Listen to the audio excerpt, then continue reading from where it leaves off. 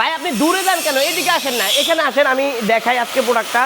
এটা হলো কি জানেন, এটা হচ্ছে হট অ্যান্ড কুল মেশিন দিয়ে তৈরি করা।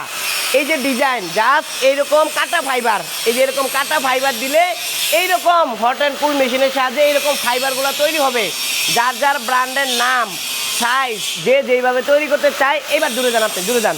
এই যে যারা তৈরি করতে চায়, এই যে এই মেশিন, আমাদের এই মেশিনের সাহায্যে, এই যে আমি এখানে কাজ চলতেছে, অবশ্য গোছ গাছ করা নেই, আমি দেখাচ্ছি। এই যে দেখেন, এই যে ডাইস, এটা হলো হট অ্যান্ড কুল মেশিনের ডাইস।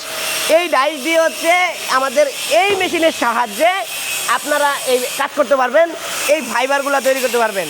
যারা ঢাকার বড় বড় বিজনেসম্যান আছেন, যারা এই সমস্ত ফাইবার নিয়ে কাজ করেন, এই ফাইবার পাশাপাশি শোল সব কিছু আপনার এইখানে প্রথমে গরম হবে, হট হবে ডাইসের মাধ্যমে, পরবর্তীতে এখানে হচ্ছে কুল হবে, ঠান্ডা হবে।